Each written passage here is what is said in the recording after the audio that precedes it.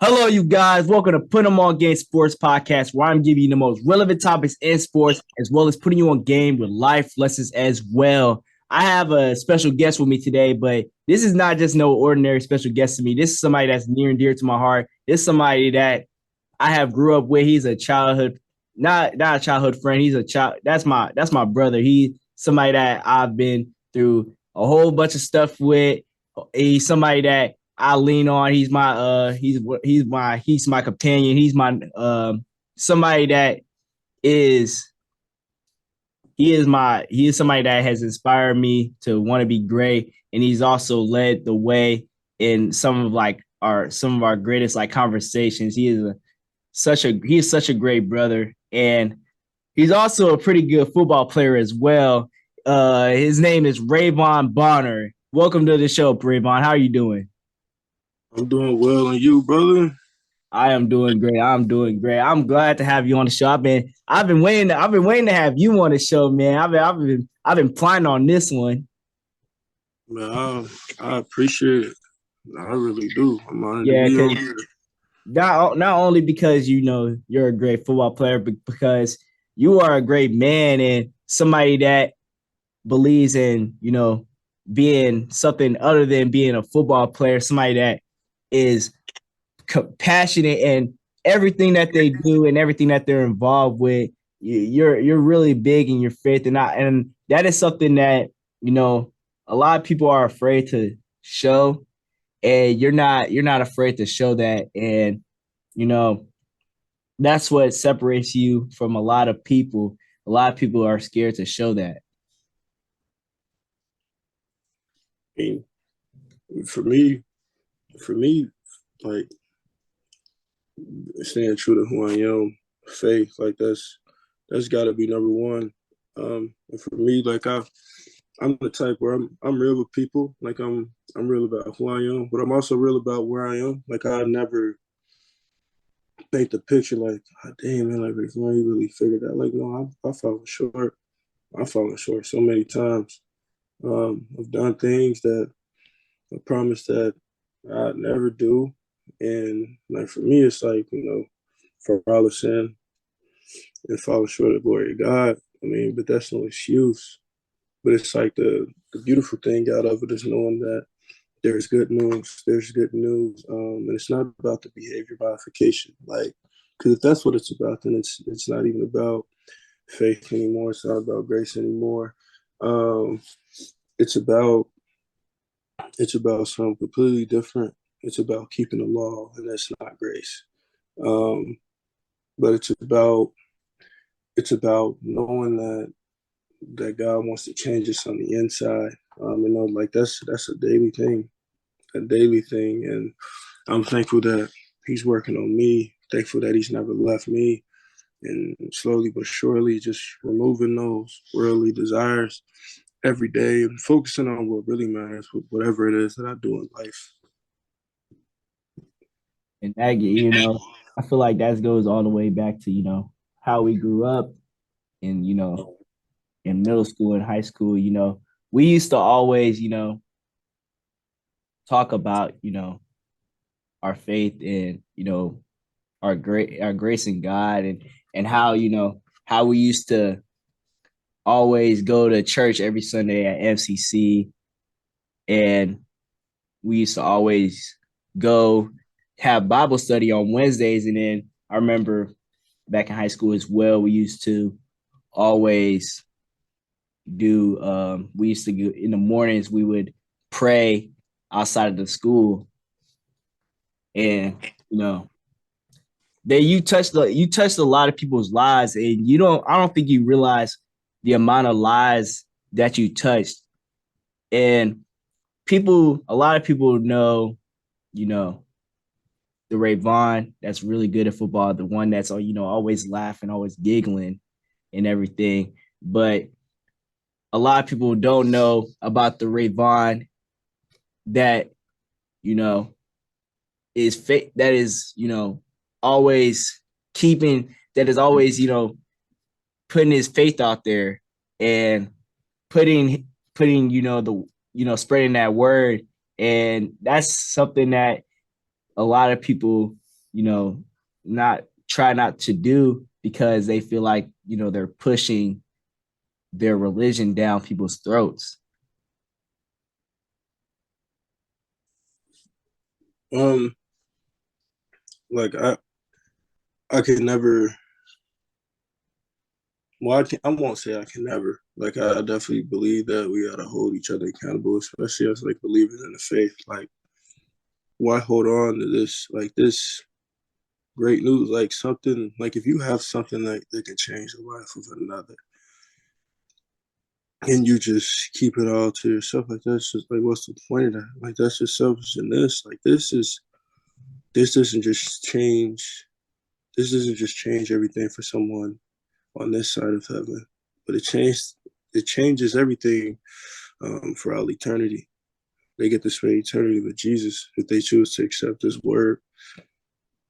And like for me, I think being real is honestly like our reputation matters, but only matters to an extent. Like I care more about my healing and growth than I do my reputation. And what I mean by that is I'm not gonna I'm not gonna hide my sin from you. I'll tell you about the times that I've drank. I'll tell you about the times where I've hooked up with women knowing I wasn't supposed to. The times where I was off social media and being back and meeting so many people that I should never even met. Like I'm gonna be real about those stories. I'm gonna be real about how being exposed to pornography at the age of 10, how that has affected my life. I'm gonna be real about those things. And yeah, some people will judge me, some people will throw a stone. And like there are people that I've hurt, there's people that I've betrayed. Like I don't shy away from talking about my brokenness. Like, yeah, like there are people who can probably say, oh yeah, Ray got great character, but there are other people like, no, like he wrong. Like there are people who can say that, and that does bother me, but it doesn't mean that I have to state it. It doesn't mean like that defines who I am, because that didn't define David. It didn't define Paul. Like if like I truly believe in that Bible, like he can change the lives of all those men and women, he can definitely change mine. And if he can change mine, surely he can change your heart. And like I said, I'm a work in progress because temptation comes every day. The devil comes knocking every day. And but the thing is, that's a good sign. That's good news. Because the devil only knocks on the doors of those who are a threat. So I know I have something that he don't want me to speak on. I know there are rooms that the devil never wants me to enter. Because if I enter into that room, then it's going to be a revival. And and so like I gotta keep going. I gotta keep going because I truly believe that. I mean, there are lives at stake, souls at stake, and there's nothing more important. Not a touchdown, not nothing. And truly just want to be the man that God called me to be, not a man with hidden motives, not a man that's preaching one thing, but I'm doing something different, in my messages. I'm doing something different on social media. I'm doing something different when nobody can't see me. I don't want to live a double life, you know. But like I said, I'll admit to the times where I have done that, and you know, some people cast a stone, some people will be there and remind me of God's grace, and that's just life. And I can't respond in a way to where now I'm becoming an accuser.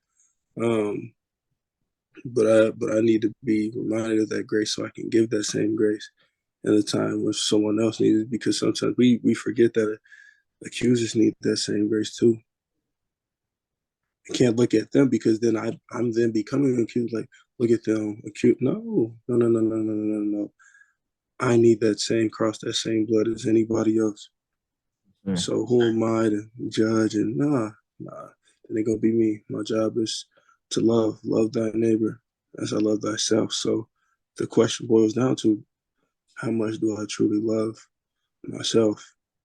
And the measure in which I love myself will be the measure in which I love everybody else, that I love my enemies, that I love my friends, that I spread the gospel. So I try to live my life. Yeah, and you touch a lot of people's lives, and on the football field, you touch a lot of people, and they whenever they try to touch you back, they would fall on the ground.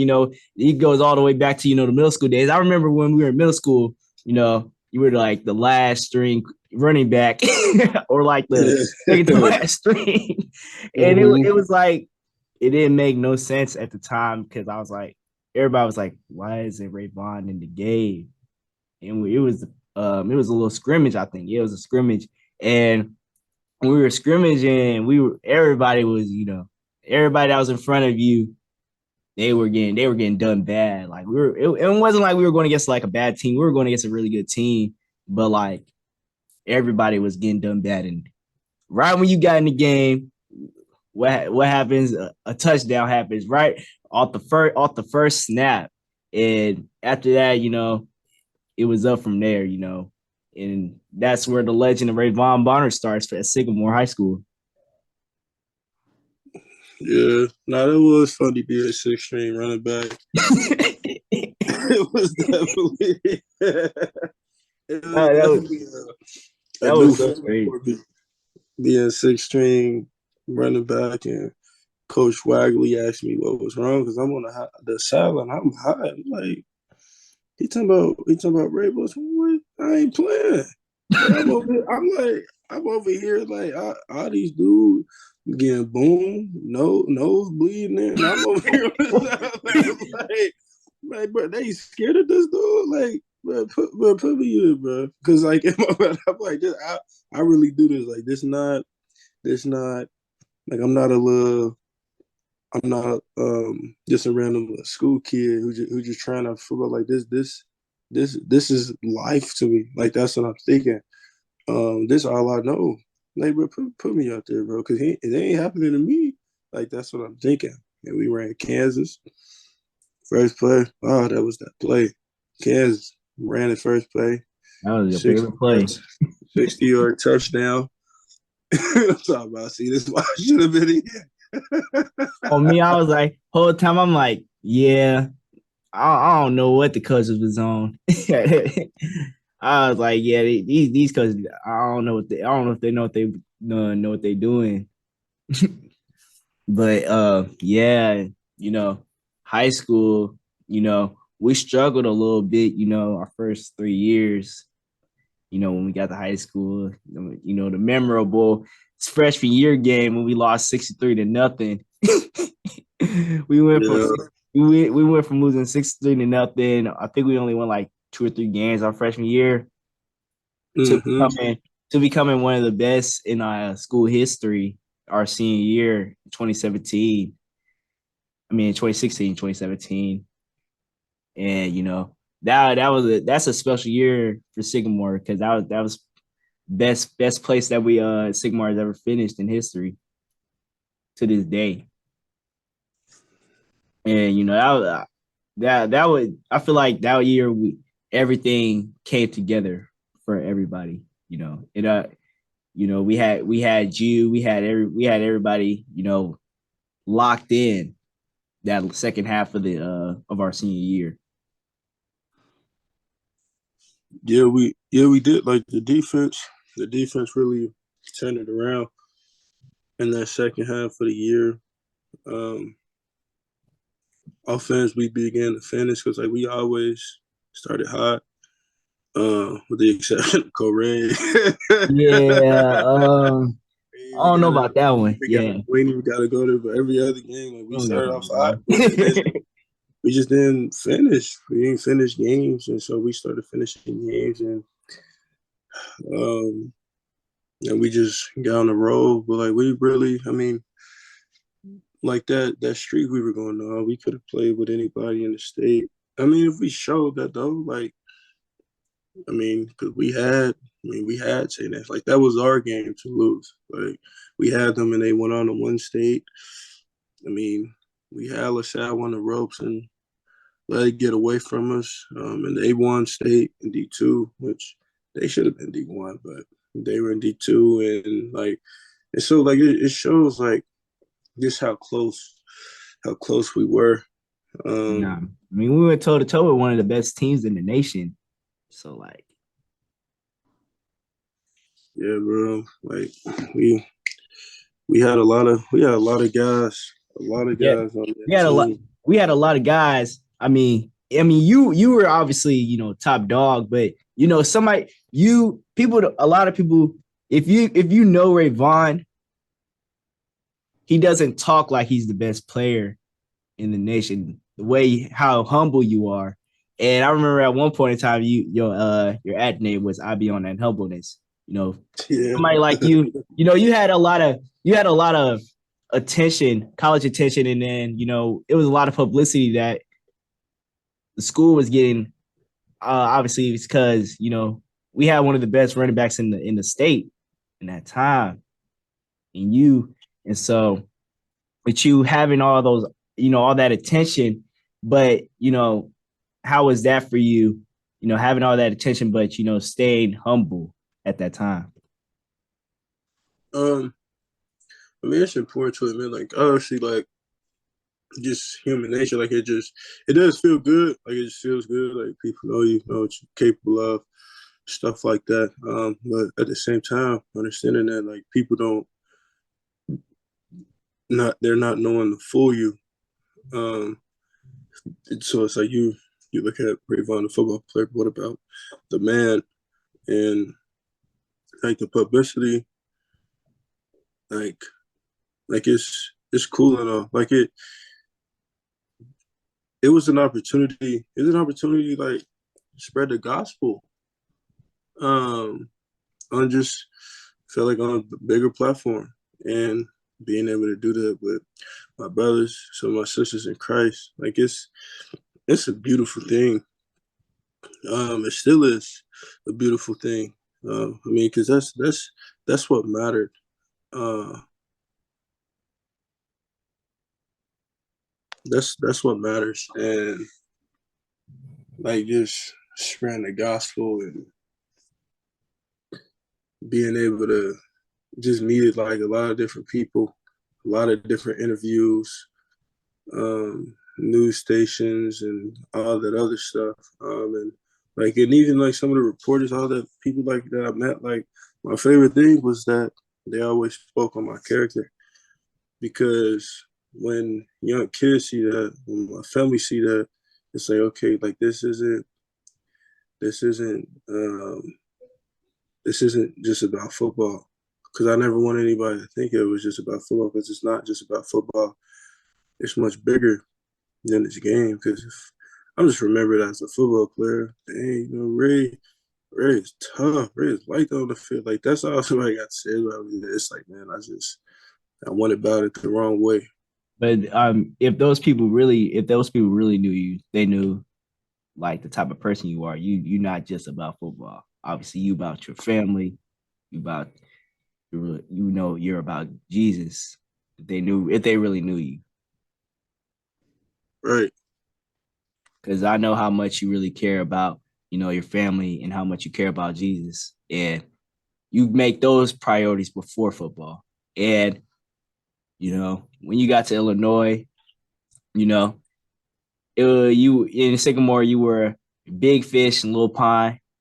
Now you got to Illinois, it's a Big Ten program, a lot of high level recruits just like you. You know, now you become that little fish in the big pond, and when you get there, Illinois at that time they were bottom of the barrel, and and you were getting as a freshman, you were getting a little bit of clock. You weren't starting, but you were rotating in and everything. And it had to take some time to get adjusted to that. You were used to it. If it didn't feel like middle school, where you were last string, but it was kind of frustrating. I know for you sometimes to be not being the man that you were in high school, but you always worked hard, and you always push your teammates, and you always push your other people as well to be great. And then Junior year happens 2019, and y'all make a bowl game for the first time in years. And how was that, going from, being Illinois, leading that, not really, leading that. I would say you were one of the leaders of that team, going from bottom of the barrel Big Ten to make it to a bowl game. And now you see Illinois, they're starting to rise to prominence now. How do you feel about that?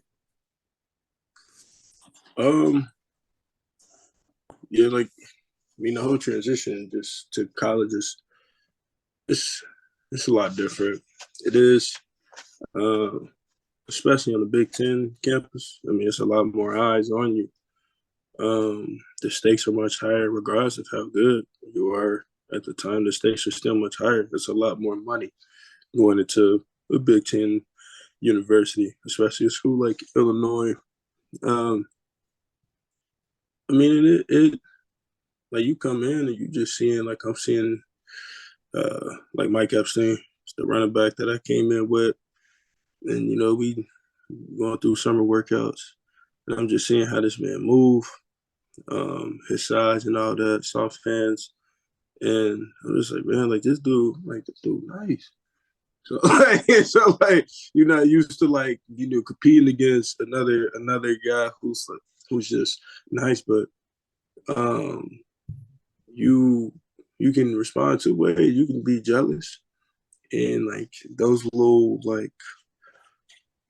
feelings of like, bro, like I should be playing, bro, like not him, stuff like that. And you feel that at first, but at the same time, you come in that freshman, you're gonna know each other, and like and that season go on, and like you just begin to cheer for him more because we get closer. Like you sort of look at each other like brothers, because like you just spend like we ain't going nowhere. We gonna see each other every day.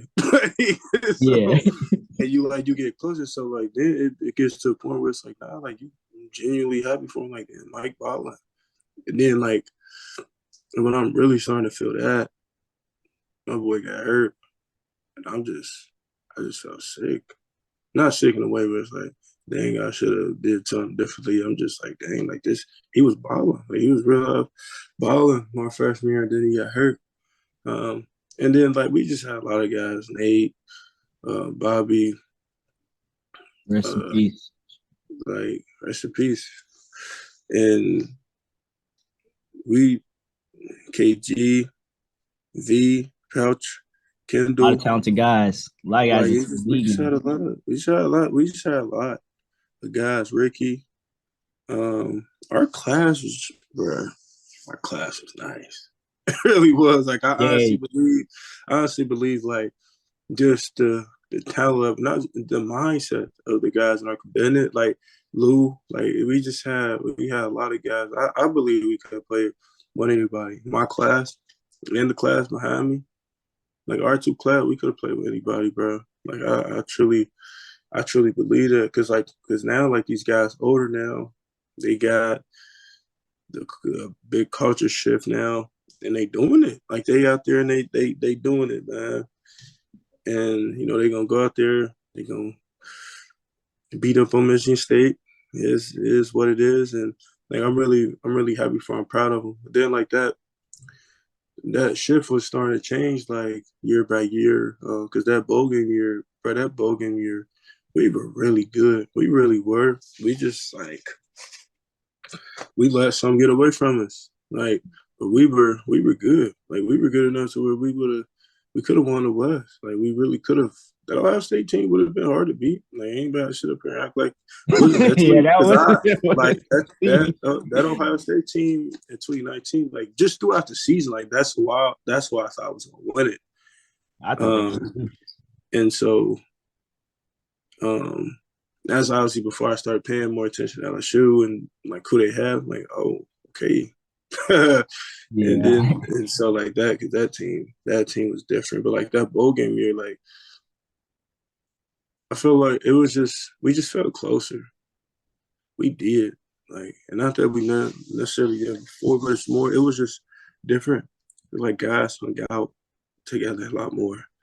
Like even like me, like I had some guys come over. We can Make some Alfredo. Make this taco salad, man. We just chop it up, or we can go out somewhere.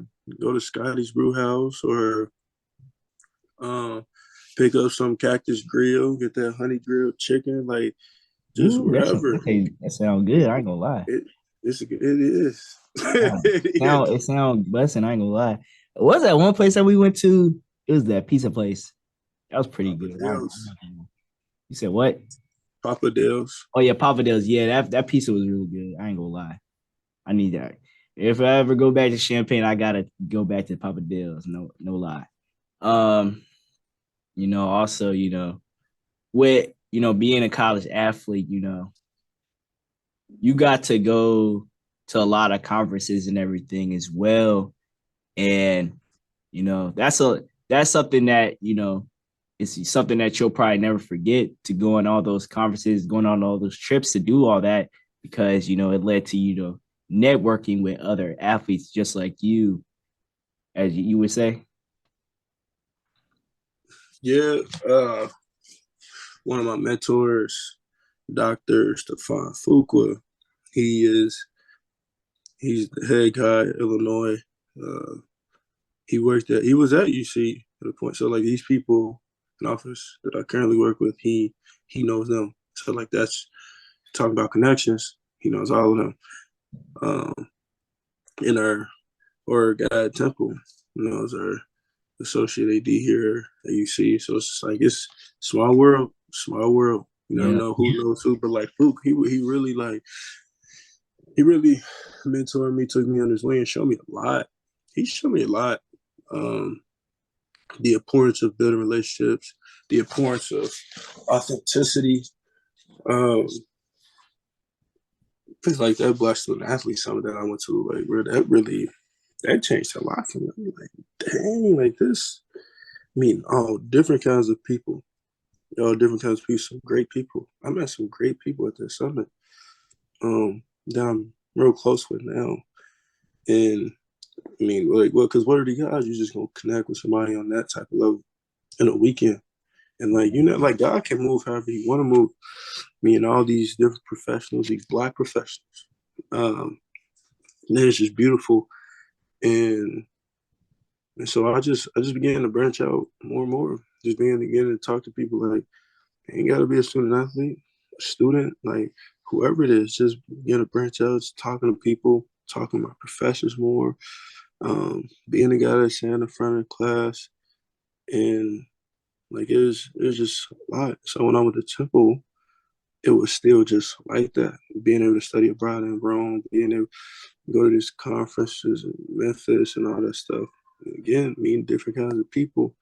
And it's a blessing. Like it's truly a blessing. Like so a lot of student athletes don't understand the opportunities that they have. Like, bro, you got a chance to like career development, all that. Look into that stuff. Don't like those people who come into those team meetings and share that. Like, don't just brush it off. No, take advantage of that, bro.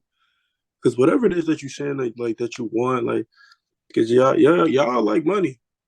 That's money. Yeah, I mean, They who don't come in like there. money, especially They, this economy? With way inflation going, gotta have money nowadays. And right. student athletes, hey, y'all listening, paying attention to what he's saying, y'all take advantage of y'all resources and opportunities that y'all have to be able to do the things that y'all can be able to do, like travel, go to conferences, go to summits. You never know who you can meet, who knows who and everything. And if your pro career doesn't work out, you can always have like somebody that can get you to where you need to be, whether it's still like within sports or whatever profession that you are in. So if you're a student athlete, pay attention to what he just said right there. And you're still pursuing that professional career. You're a year removed from playing college ball, and you're still pursuing that dream. And I believe that you still got it in you to be able to be I believe you could be a star in NFL running back. And I believe that you will get that opportunity soon. And I can't wait to see what the future holds for you, because I believe your chapter is not over with football. and can't wait to see how far you go with that.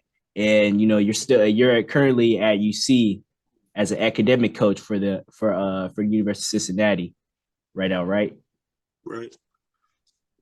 Yeah, I mean, it's a cool experience just being on this side of things, talking to guys about time management, all this stuff, and how to go about working on assignments. And I truly try to start with them working on like the longer assignments first and working on those shorter things, whether it's a quiz or like we can hold off on those things. We can shut off with this paper, like because writing is a bigger thing that some guys may need more time with, and so try to put an emphasis on that.